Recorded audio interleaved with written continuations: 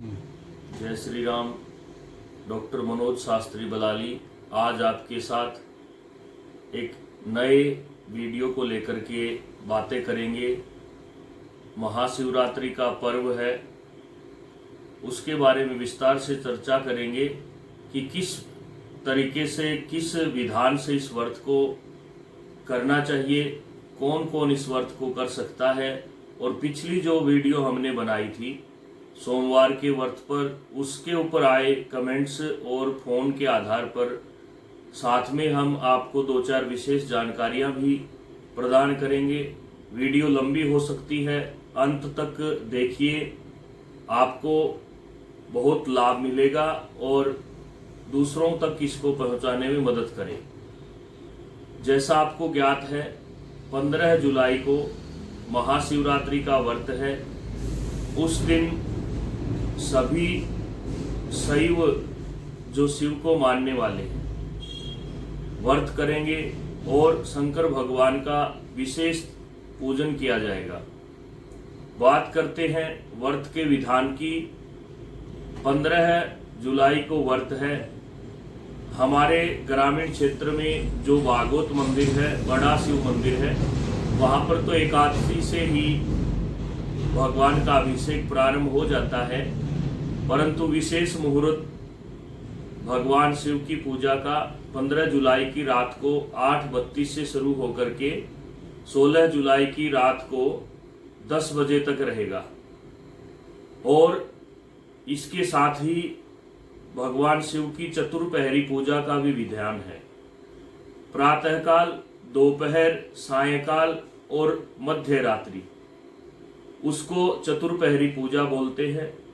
परंतु समाज में, ग्रामीण क्षेत्र में जो महिलाएं, माता बहनें हैं, वो व्रत को प्रारंभ प्रातः से ही करती हैं और उनका तात्पर्य भी सही है। तो इसलिए प्रातः स्नान आदि से निवृत्त होकर के अपनी नित्य पूजा करें, सूर्य भगवान को अर्घ्य देवें, उसके बाद शिव का अभिषेक करें। अपने भाव से जो भी सामग्री आपके पास उपलब्ध हो, यह हमने पिछली वीडियो में आपको बता दिया था। उसके बाद बात आती है शिवरात्रि किस लिए मनाई जाती है। शिवरात्रि भगवान शिव की रात्रि कहा जाता है। विशेष महाशिवरात्रि फाल्गुन मास में त्रयोदशी को आती है। उसके बाद 12 महीने 12 शिवरात्रियां मासिक शिवरात्रि कही जाती हैं। श्रावण मास की शिवरात्रि शंकर भगवान को विशेष प्रिय है। इस दिन चतुर्पहरी पूजा का विधान है।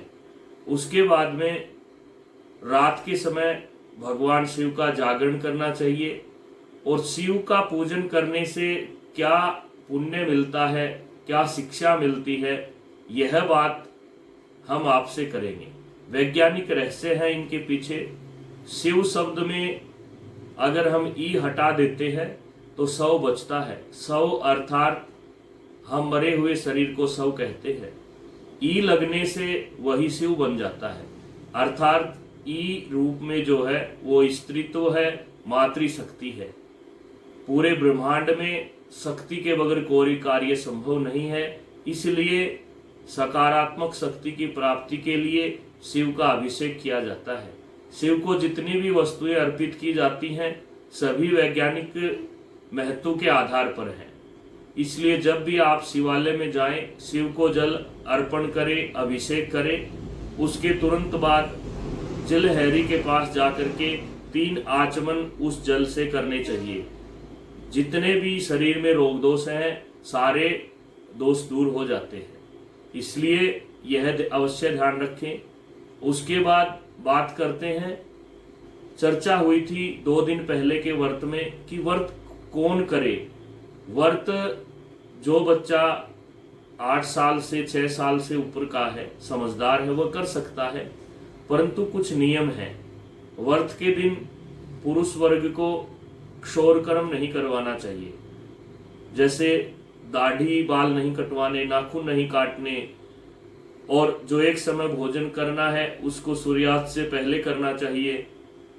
उसके बाद जो कामकाजी महिलाएं हैं वो दिन में अल्पाहार, दूध, जलपान आदि ले सकते हैं। एक प्रश्न आया था, क्या रात्रि में भी दूध पी सकते हैं? तो इसमें कोई दोष नहीं लगता। व्रत में अन्न का सेवन करना मना किया गया है, क्योंकि अन्न खाने से आलस्य आता है और उससे जागरण नहीं हो पाता। इसलिए जागरण करने के लिए जरूरी है निराहार रहना। इसलिए हो सके उतना कम से कम अल्पाहार ले और साथ में शिव परिवार से कुछ शिक्षा लेने का प्रयास करें। एक नियम यह भी था, क्या मासिक धर्म में व्रत किया जा सकता है? विशेष तौर से मैं माताओं बहनों को कहूँगा कि कोई भी व्रत मासिक धर्म के दौरान नहीं करना चाहिए, उससे दोष लगता है। उस व्रत को अगले महीने उसी तिथि में कर सकते हैं। इसलिए अगर मासिक धर्म आया है, जब तक 6 दिन नहीं होते तब तक व्रत नहीं कर सकते। इसके बाद में प्रश्न आता है, शिव का पूजन करने से क्या फल मिलता है? देखिए, शिव परिवार को समझने का प्रयास कीजिए। केवल मात्र शिव को जल चढ़ाने से सृष्टि प्रसन्न नहीं होती। प्रकृति रूप में पंचदेव बैठे हैं वहां पे, शिव परिवार है वहां पर, और उससे हमें सीखना चाहिए। सबसे पहले गणपति हैं, गणों के अधिपति हैं, उनसे शांतचित रहना सीखिए। उसके बाद माता दुर्गा का रूप है, सरस्वती का, लक्ष्मी का, देवी रूप के लिए उनकी उपासना करते हैं। कार्तिकेय पितृभक्त हैं, पिता की आज्ञा का पालन करते हैं। नंदी स्वामी भक्त हैं, शेषनाग जी महाराज स्वयं भगवान शिव के उपासक हैं। इसीलिए कच्छप जो है वो लक्ष्मी का स्वरूप है।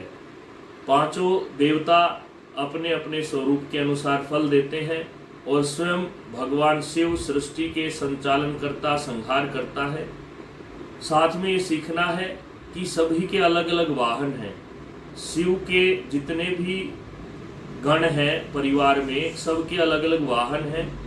भगवान भोलेनाथ नंदी पर सवार रहते हैं, उनके साथ माँ दुर्गा शेर पर रहती हैं। शेर और नंदी एक दूसरे के दुश्मन हैं। भगवान गणेश जी का वाहन चूहा बतलाया जाता है, उसका दुश्मन सर्प होता है। और कार्तिकेय मोर पर विराजमान रहते हैं, मोर की और सर्प की भी दुश्मनी है। इसलिए सभी देहधारी भी हैं, उनका एक दूसरे के प्रति भी दुश्मनी हो सकती है, परंतु फिर भी सारे इकट्ठे रहते हैं।